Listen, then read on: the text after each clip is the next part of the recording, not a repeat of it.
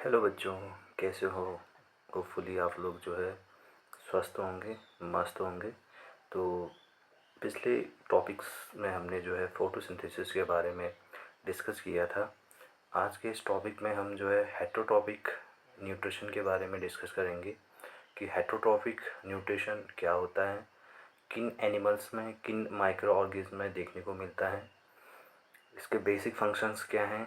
और ये important topic रहेगा paper of kind of view से, क्योंकि इससे जो है बोर्ड में जो है कई सारे MCQ questions plus 3 marks 5 marks के क्वेश्चन जो है बनते हैं। तो इसको आप लोग ध्यान से देखेंगे।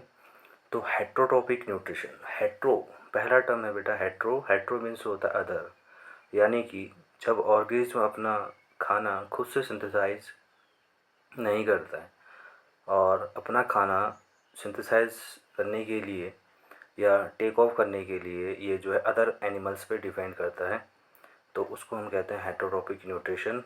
तो इसकी डेफिनेशन क्या है? It is the mode of nutrition of organism which can not synthesise their own food, यानी कि ये एक इस प्रकार का पोषण होता है जो कि जीवों के द्वारा शो किया जाता है, दिखाया जाता है, प्रदर्शित किया जाता है, जिसमें कि वो अपना खाना खुद से सिंथेसाइज नहीं करता है, but they are dependent on the other organism for food.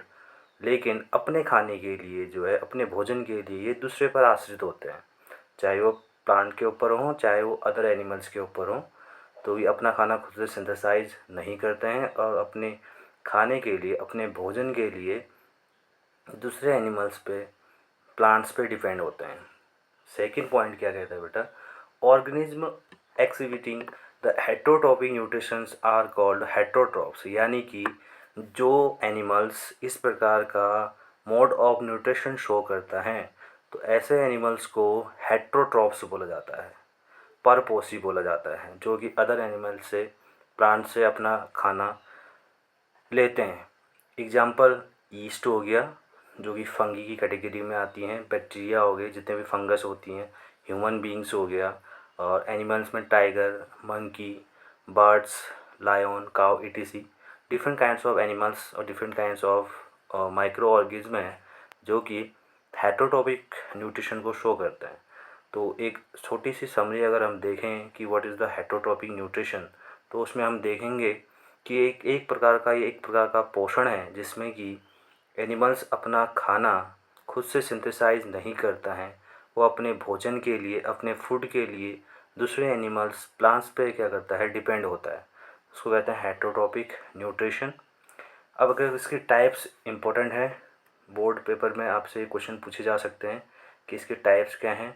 तो इसमें बेटा ये डिफरेंट टाइप्स का होता है। तो उसमें आपका पहला है सेप्रोट्रॉपिक न्यूट्रिशन, सेकंड हम देखेंगे पैरासिटिक न्यूट्रिशन, नेक्स्ट है आपका है होलोजोइक न्यूट्रिशन। इंपॉर्टेंट थिंग है, ये बेसिक टर्म्स हैं, इनसे जो है क्वेश्चन अराइज होंगे। तो first one is the saprotrophic nutrition.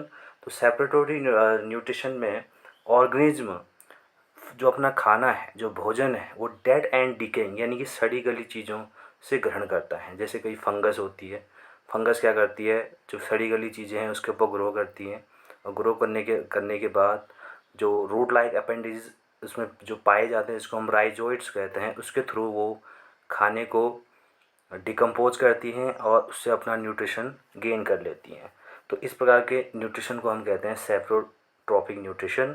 तो इसमें कुछ एग्जांपल्स इसके हैं। इसका बेस्ट एग्जांपल हमें देखने को मिलता है मशरूम। मशरूम जो होती हैं वो आपके देखा होगा आपने, सड़ी गली जो चीज़ें जहाँ पर पड़ी रहती हैं, या फिर जो कोई प्लांट्स जो है डिकम्पोज हो रहा होता है उसके ऊपर ग्रो करता है और उसी से जो है न्यूट्रिशन को गेन करता है। तो इस प्रकार के न्यूट्रिशन को हम कहेंगे सेप्रोट्रॉपिक न्यूट्रिशन। और ऐसे ऑर्गेनिज्म जो कि इस प्रकार के न्यूट्रिशन को शो कर रहे हैं उनको कहेंगे हम सेप्रोट्रॉप्स। तो ये इंपॉर्टेंट रहेगा ये भी। नेक्स्ट आपका है पैरासिटिक न्यूट्रिशन। तो पैरासिटिक न्यूट्रिशन में organism obtain their food from the bodies of the other living organism. तो इस केस में कोई भी जो आपका ऑर्गेनिज्म है वो अपना खाना प्रीमेड, यानी कि बन बनाया हुआ कह सकते हैं हम उसको, किसी की दूसरी की बॉडी में रहकर जो है ऑब्टेन करता है। यानी कि ये एक तरीके के पैरासाइट होते हैं जो कि किसी अदर एनिमल्स की बॉडी में रहकर उससे भोजन को ग्रहण करते हैं। बेसिकली जो पैरासाइट्स होते हैं वो 2 टाइप के होते हैं। एंडोपैरासाइट और एक्सोपैरासाइट। इंडो दैट मीन्स बॉडी के अंदर पाए जाने वाले, एक्सो मीन्स बाहर। जैसे आपने देखा होगा टैप फॉर्म के बारे में सुना होगा आपने, और वॉर्म्स जितने भी होते हैं ये सारे जो है आपके एंडोपैरासाइट्स होते हैं। एस्केरिस के बारे में सुना होगा, जो कि इंटरनल बॉडी पार्ट से जो है प्री मेड फूड को जो है ओपन करते हैं। और साथ ही साथ लीच के बारे में सुना होगा। लीच जो है आपकी एक्सोपैरासाइट है जो बॉडी के बाहर चिपक जाती हैं और बॉडी के बाहर से जो है न्यूट्रिशन को गेन करती है, यानी कि ब्लड को सक करती है। ब्लड आपका क्या है, प्री मेड फूड है, प्री प्रिपेयर्ड फूड जिसको हम कह सकते हैं, बन बनाया हुआ खाना है जिसमें सारे food nutrients, carbohydrate, proteins, fats, सारी चीज़ें मौजूद होती हैं। तो ऐसे एनिमल्स के पास जो है इनका खुद का डाइजेस्टिव सिस्टम नहीं होता है, इनमें कोई भी डाइजेस्टिव सिस्टम नहीं पाया जाता है।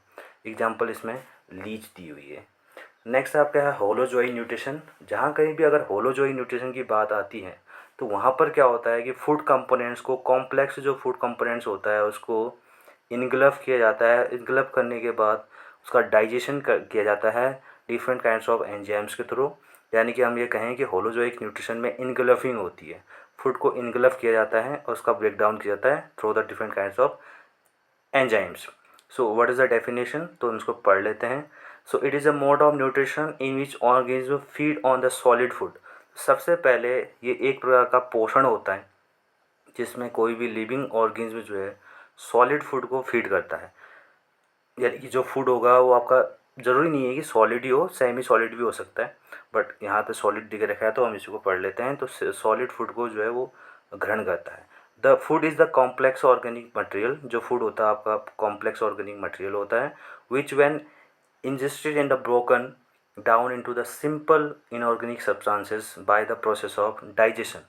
यानी कि इनगल्फ करने के बाद, इंजेस्टेड मीन्स होता है अंदर लेना, भोजन को ग्रहण करना, ग्रहण करने के बाद उस इनऑर्गेनिक सब्सटेंस को तोड़ के उसको सिंपल फॉर्म में डाला जाता है। जैसे कार्बोहाइड्रेट का सिंपल फॉर्म जो होता है ग्लूकोज होता है, प्रोटीन का सिंपल फॉर्म आपका अमाइनो एसिड होता है, फैट का सिंपल फॉर्म ग्लिसरॉल या फैटी एसिड होता है।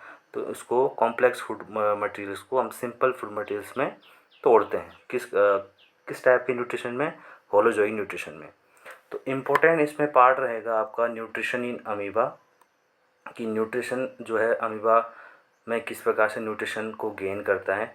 तो आपने देखा होगा जो अमीबा है वो आपका यूनिसेलर एक प्रोटोजोआ के अंदर आने वाला एक प्रोटोजोआ का एक मेंबर है, जिसमें कि फूड को लेने का तरीका जो डिफरेंट डिफरेंट टाइप के हो सकता है। तो उसमें बेसिकली आपने देखा होगा अमीबा के बाहर पे एक मेम्ब्रेन होती है जिसको हम कहते हैं स्यूडोपोडिया। ये स्यूडोपोडिया जो है आपकी इरेगुलर शेप की होती हैं, यानी कि जो इसका जो शेप है वो चेंज होते रहता है। तो किस प्रकार से वो फूड को इनगल्फ करता है। तो यहाँ पर आपके सामने एक डायग्राम है जिसमें आप देख रहे हो कि इसके सेंटर में एक न्यूक्लियस प्रेजेंट है और ये बाहर पे जो आपकी फिंगर लाइक प्रोजेक्शन दिख रहे हैं इसको कहते हैं हम स्यूडोपोडिया। अगर सपोज दैट इसके सामने कोई फूड पार्टिकल आता है तो इस फूड पार्टिकल को किस प्रकार से वो इनगल्फ करेगा, ये इंपॉर्टेंट थिंग है।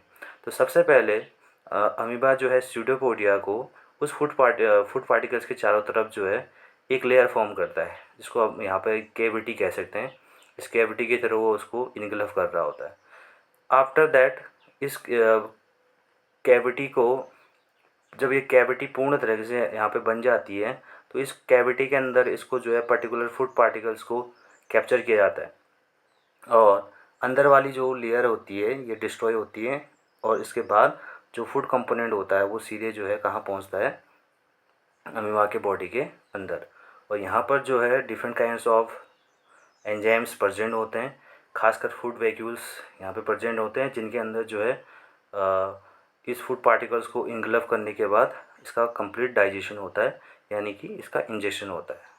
तो ये इंपॉर्टेंट है। तो इसका एक फ्लो डायग्राम यहाँ पे आपको दिख रहा है, फ्लो चार्ट। तो इसमें देखो amoeba engulfs its food by the temporary finger like projections of its body surface called the pseudopodia. यानी कि जो अमीबा है वो अपना भोजन जो है उसके बाहर, सरफेस के बाहर जो टेम्परेरी फिंगर लाइक प्रोजेक्शन होते हैं जिसको हम कहते हैं स्यूडोपोडिया, उसके थ्रू वो भोजन को इनगल्फ करता है। And when a pseudopodium fuses with the body food particles it forms a food vacuole. तो इस केस में जो स्यूडोपोडियम है वो आपका फ्यूज होता है किसके साथ, फूड पार्टिकल के साथ, और वो कहाँ पहुंच जाता है, फूड पार्टिकल्स फूड वैक्यूल्स में, जहाँ पर जो है इसका डाइजेशन होता है। Complex substances are broken down into the simple substances. तो इस केस में जो आपके कॉम्प्लेक्स सब्सटेंसेस होते हैं वो आपके फूड वैक्यूल्स के अंदर पहुंचने के बाद उसको सिंपलेस्ट सब्सटेंस में जो है ब्रेक डाउन किया जाता है through the different kinds of enzymes. These simple substances are then diffused into the cytoplasm. इसके बाद जितने भी ये सिंपल आपके सब्सटेंसेस हैं ये डिफ्यूज हो जाते हैं किसमें, साइटोप्लाज्म में, और जहाँ जहाँ एनर्जी की रिक्वायरमेंट होती है वहाँ वहाँ जो है उसको पहुँचा दिया जाता है असाइमिलेशन के थ्रू। नेक्स्ट आपका है the remaining unwanted materials is transported to the cell surface and it's thrown out. और जिस प्रकार ह्यूमन बीइंग में आपने देखा होगा जब डाइजेशन कंप्लीट हो जाता है जो बचा हुआ जो अनडाइजेस्टेड फूड होता है उसको बॉडी से बाहर कर दिया जाता है। ठीक उसी प्रकार अमीबा में भी जो आपके अनवांटेड मटेरियल्स बच जाता है डाइजेशन होने के बाद उसको जो है बॉडी से बाहर कर दिया जाता है बॉडी सरफेस के द्वारा। इम्पोर्टेंट ठीक है, nutrition in the paramecium another important topic है। तो आज के लिए इतना काफ़ी है, नेक्स्ट डे हम पढ़ेंगे nutrition in paramecium. Thank you.